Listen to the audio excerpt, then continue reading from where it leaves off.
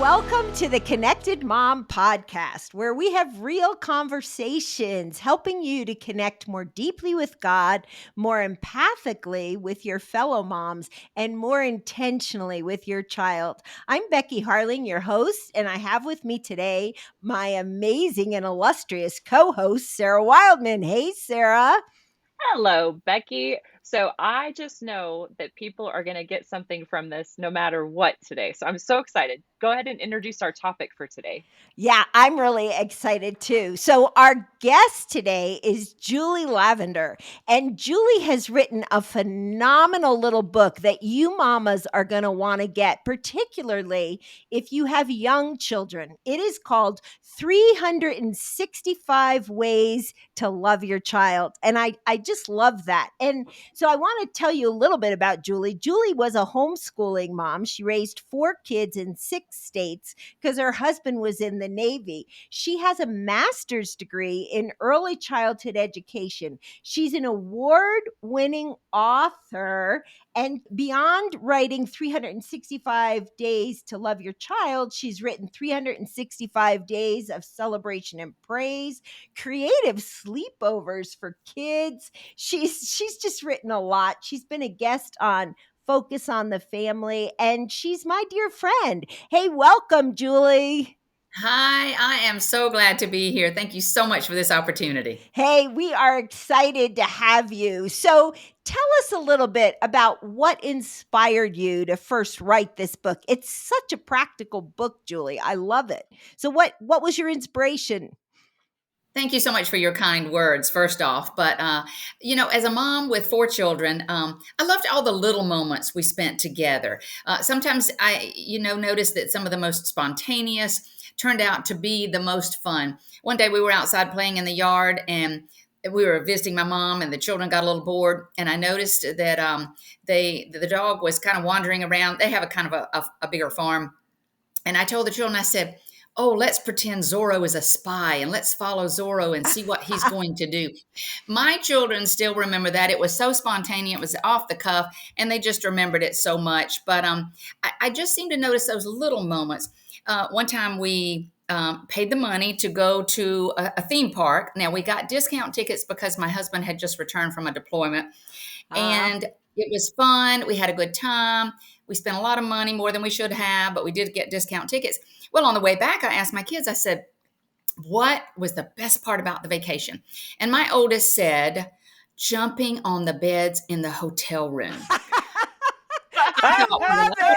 Ah. I we could have just rented a hotel room and jumped from bed to bed. Now, the funny thing is, we let them jump on the bed at home. It wasn't that. It was Yeah. that they could jump from one bed to the other, and they had this great imaginary game going.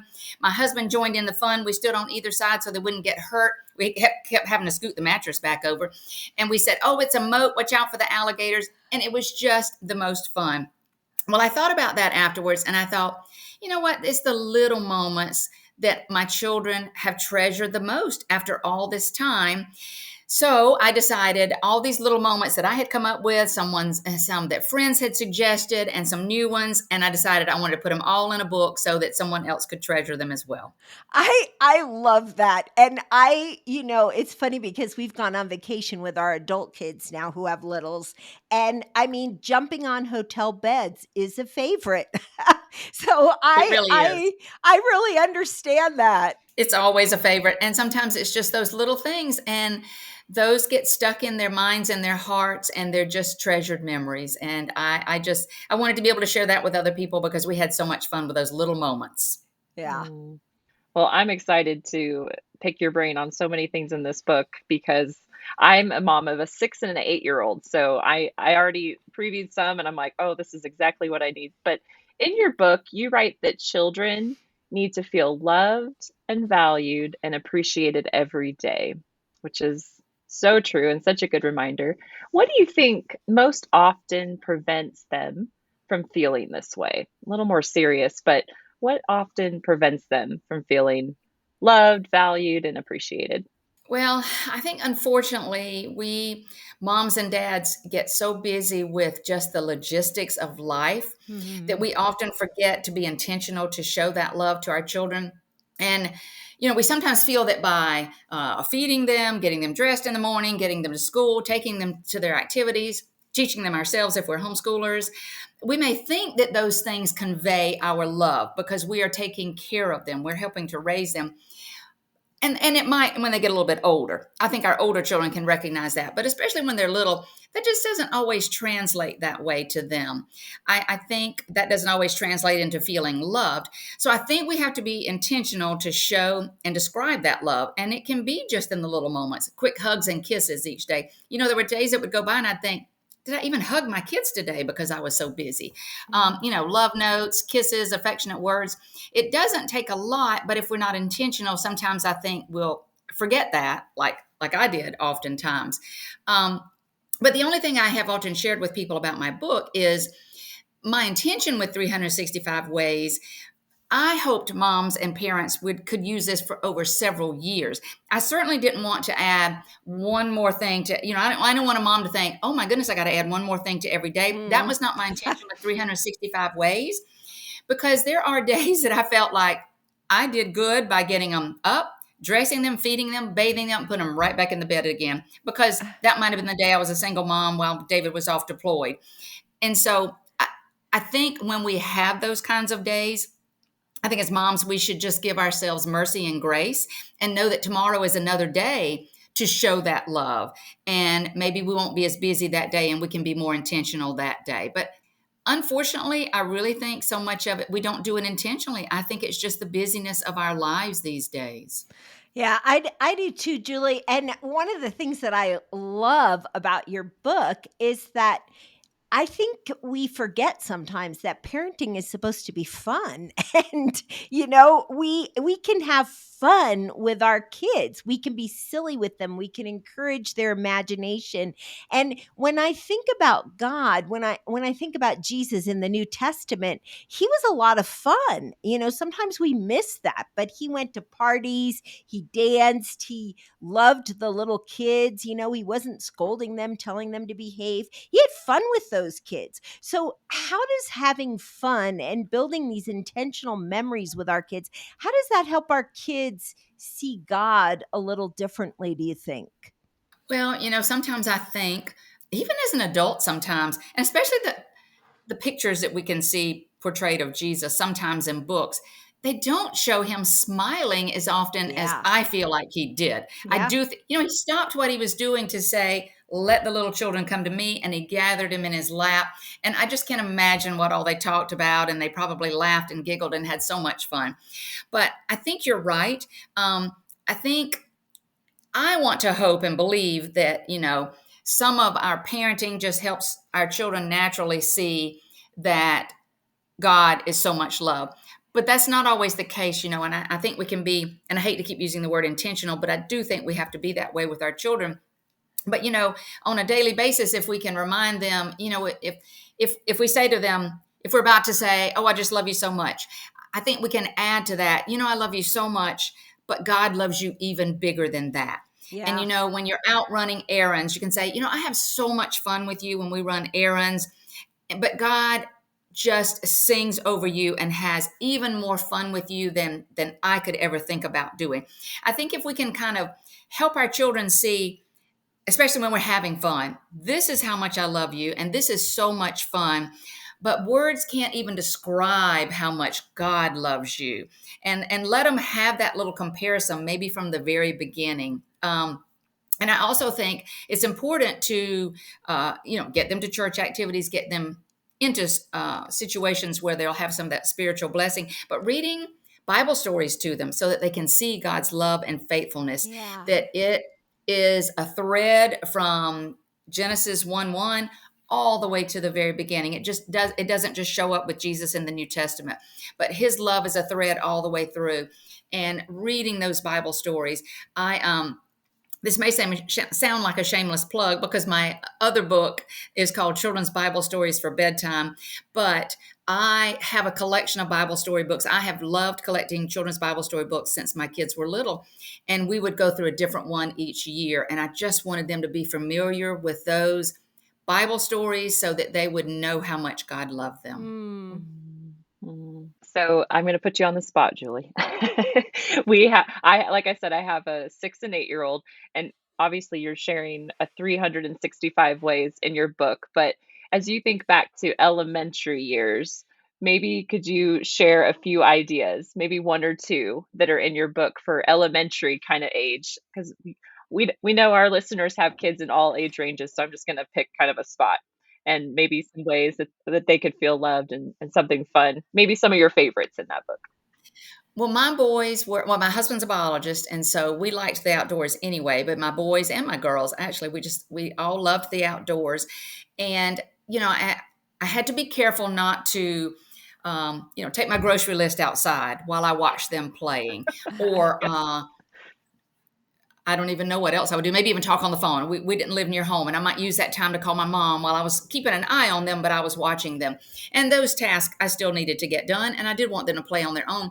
But I made sure that when I was with them, I was really with them. And Mm. randomly I might say, "Okay, let's have a stick race when in the stream in the backyard." And we'd have to all pick a stick, and we had some kind of identifying way to know that it was ours.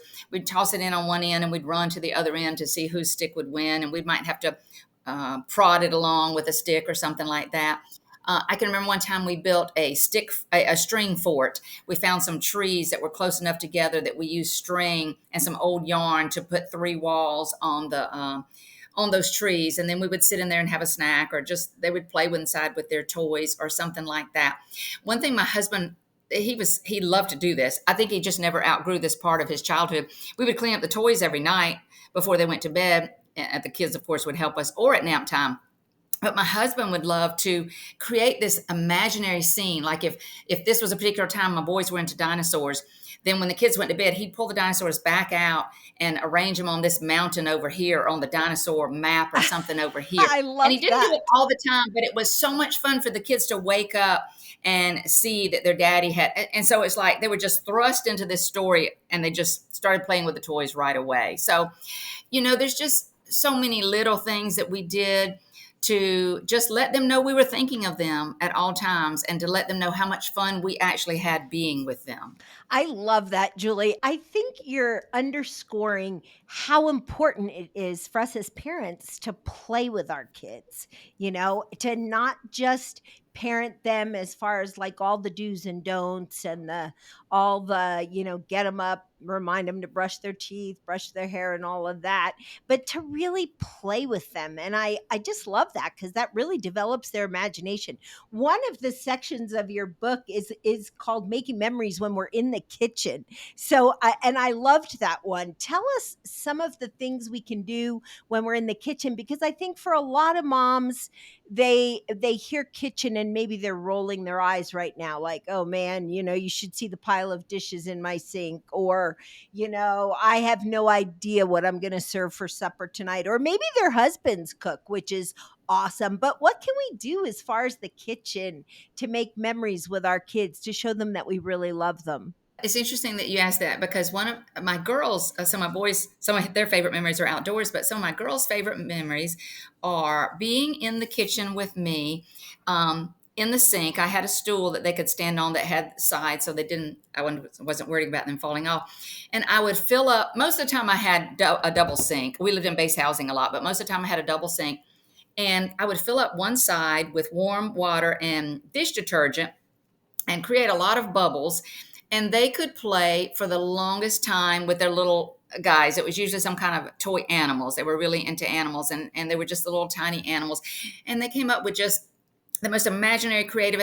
And even though I was over here doing more dishes or stirring up some biscuits or something like that, I would join in on the play. I was make sure I was still tuning in with them. So I was still getting my chores done, but they were right there next to me, and I would join in on the game. And they just delighted in taking part in that with me, being in the kitchen with me.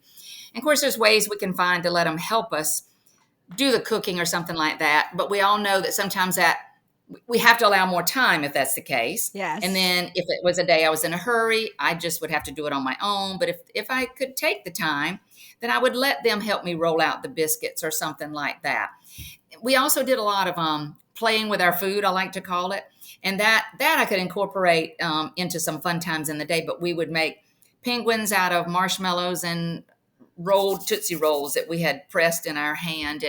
And I would, I love the holidays, the sillier the better. And so I turned their milk whatever color to fit the season. You know, it was pink if it was Mm. Valentine's, it was Oh, orange if that's it was good. fall, it was green if it was St. Patrick's Day. You know, I've colored mashed potatoes, I've colored their rice before.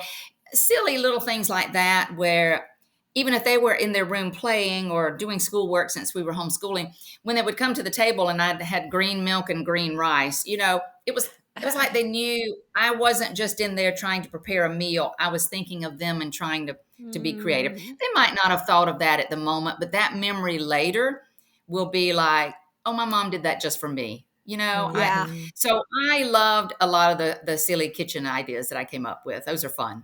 They are fun, and I'm thinking now of times in our home where we would make cookies together as a family, and it was always a colossal mess after. Always.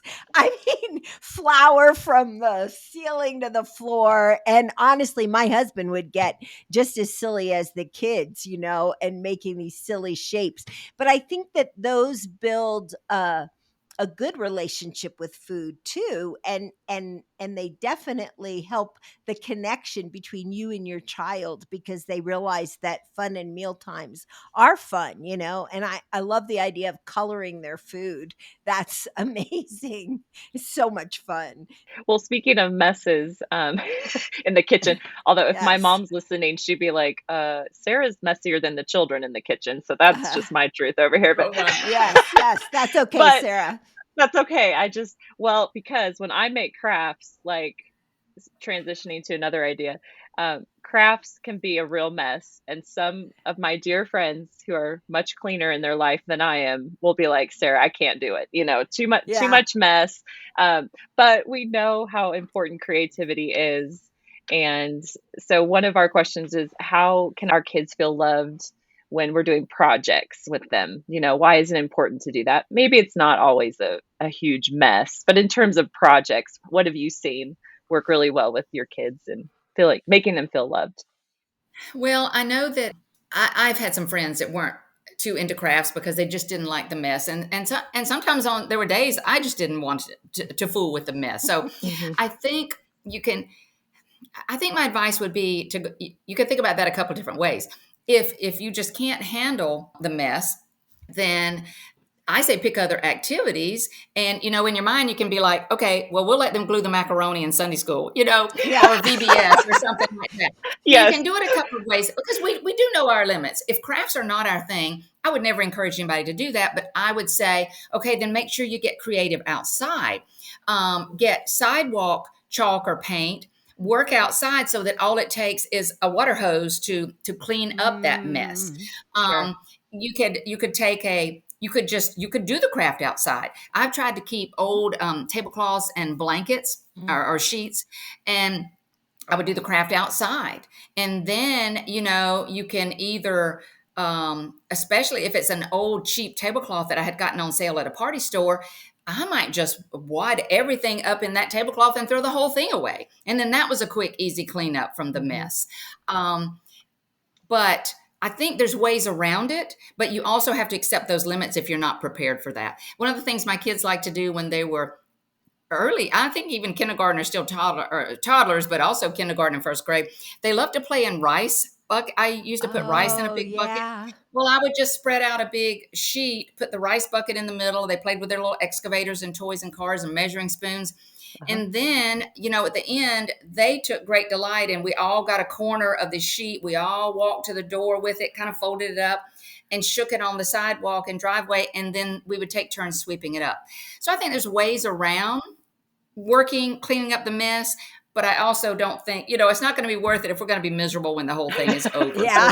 So then you can just decide somebody else is going to do that creativity. But, I believe God gave us all creativity in some fashion. So I think it's so much fun to encourage that in our kids and see where their creativity takes them. Mhm. I love that, Julie. So I have 4 adult kids and a lot of grandkids, and my one daughter is like, Yeah, we don't do crafts. We send them to Mimi's house, which is my house, for the crafts, or we send them to Auntie Bear's house because Auntie That's Bear's right. is good at crafts, you know. She's like, I just can't handle the mess, you know.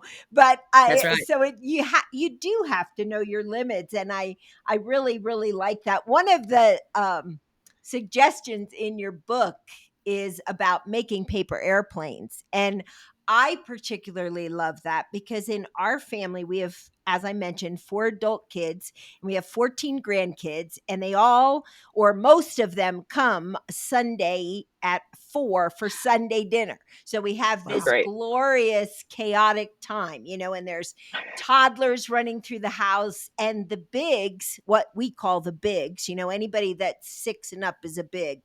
And so they have started this airplane business, you know, so they're Oh, making paper airplanes. They call it Fly High.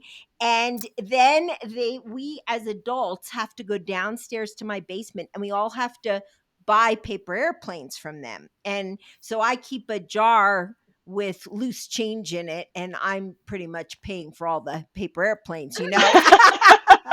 But they love that, and they say they're Oh. saving to put strobe lights in my basement, so I don't oh my know. goodness. Oh.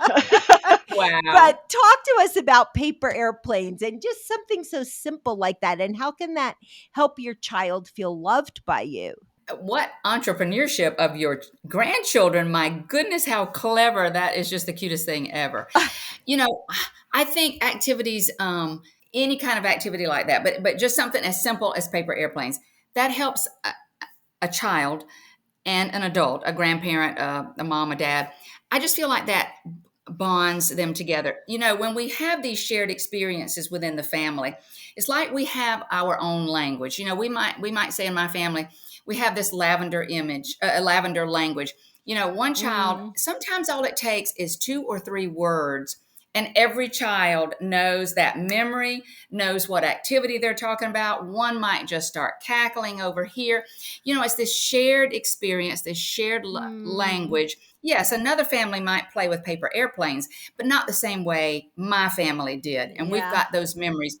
We can't hardly talk about flying airplanes in my family without us remembering one time on one of the stations, duty stations where we went to the top of a playground. We shot them off from there. The wind just, my daughter's, my second child, hers just kind of fell to the ground. It didn't get lift or anything. The wind picked up my son's and carried it to the tallest pine tree we'd ever seen. It just took it. Now we couldn't get it back, but that is a memory. Now my daughter, that's not a happy memory for her because she was so jealous that his flew so well.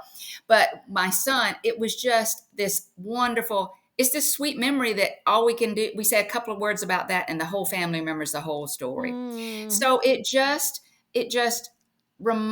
brings you that warm family feeling of that time spent together, of those minutes that we shared as a family, memories that we may forget when we get a little bit older, but it's memories that are engraved on our heart and our mind, and basically we're just never going to lose those memories. I Mm, love that. no kidding. Speaking of memories, I think a lot of us, when we think back to our childhood, have memories about the holidays, right? I mean, that's Mhm. often a time that just sticks out. And I was kind of thinking back to what you started with, that sometimes just in the routine of doing life or doing the holidays, right? We can kind of, I don't know, lose the perspective of how our children are viewing it, you know? So there's so many holidays.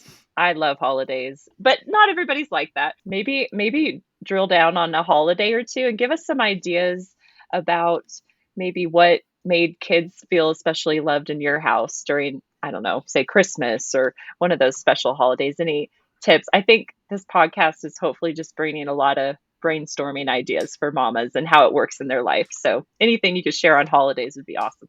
Well, we're all about holidays as well.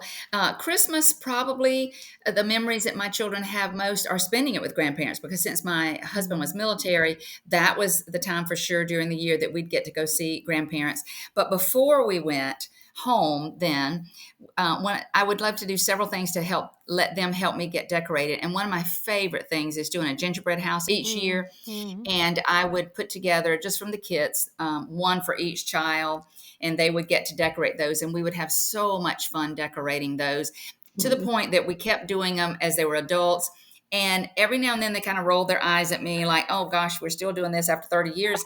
But yeah, Yeah. it's also one of those fun memories. They would invite friends every now and then, or a cousin would help. Then they would have this game where whoever came to see them, they had to, the friend had to try to guess by knowing the four children which Whose it person's was. gingerbread house was which. So Aw. we did a lot with decorations, but honestly, in addition, my children would have to probably make me say, in addition to those big holidays, we celebrated. I'm all into holidays. The sillier, the better, and I like all those crazy ones that come about every day. There's National Aviation Day, like we talked about planes. Becky talked about planes Yeah. earlier, but There on we that go. day, I might give them some of those inexpensive balsa wood planes that you kind of put together. I might have that on the table when they woke up with a note that said, "Your love gives me wings," and then we would go outside and play with those. Mm. There's a button, and the cheesier the better. I loved leaving cheesy notes like that.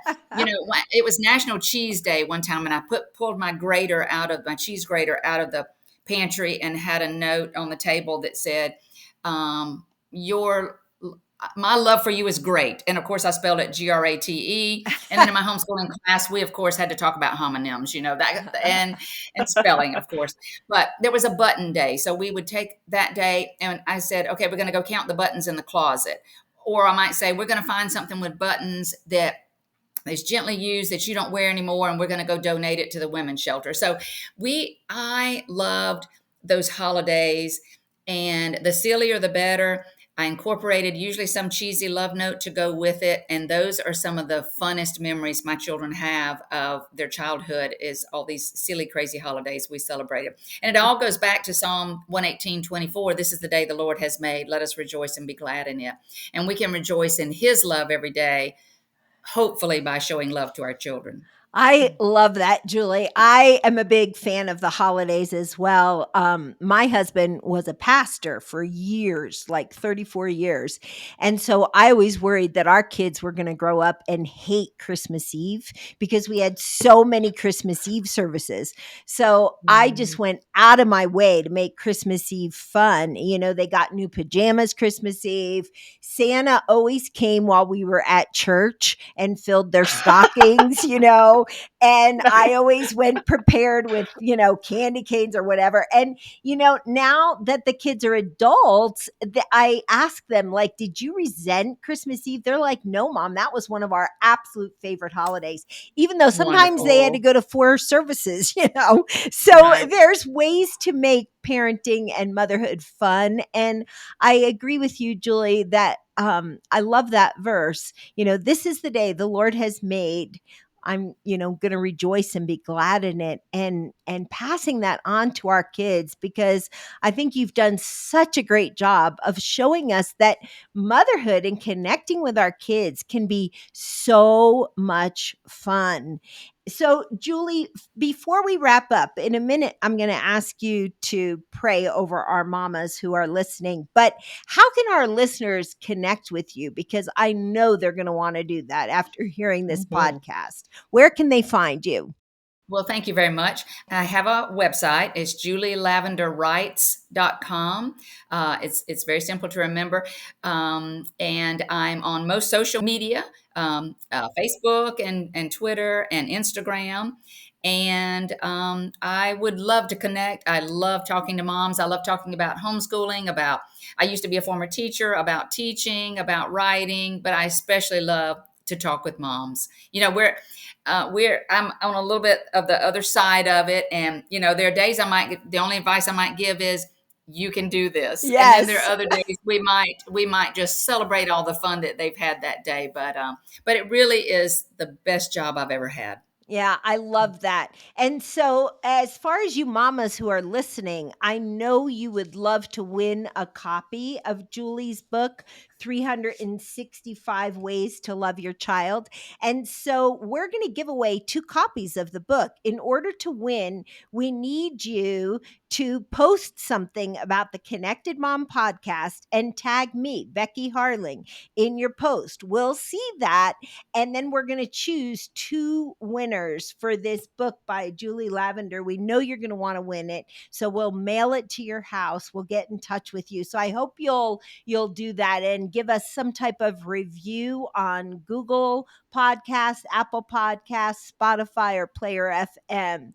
We love having these conversations about motherhood, and we really want you to feel like we're in it with you. So Julie, to close us out, would you just pray over all the mamas who have been listening today, that they would be encouraged, that they would know they're loved, and that their kiddos would know they're loved? Yes, I surely will. I'll be honored to. Dear God, we thank you so much just for life and for each new day that you give us. It truly is a gift. We thank you for the opportunity to be moms. Lord, however that comes about with biological children, adopted children, Mm. foster children, maybe we're just that favorite aunt or that favorite grandma. But we do thank you for the opportunity to be able to love on children. Lord, help us always remember how huge your love is for us, and help us to be able to convey that to our children. God, motherhood is hard. It's harder than ever, it feels like, in this day and age. And just give us the strength to be able to get through each day. Some days are harder than others, but help us treasure those moments, Mm. Lord. Help us treasure those moments, add them to our memory bank, and just grow closer and closer to our children each day, and help us to draw them to you through everything we do. In your name we pray. Amen. Amen. Hey, friends, thanks for listening today to the Connected Mom podcast. And we hope you're going to join us again next Thursday, where we'll have another episode go live of the Connected Mom podcast. Until then, know that we're on your team and we want to connect with you. Thanks so much for joining us.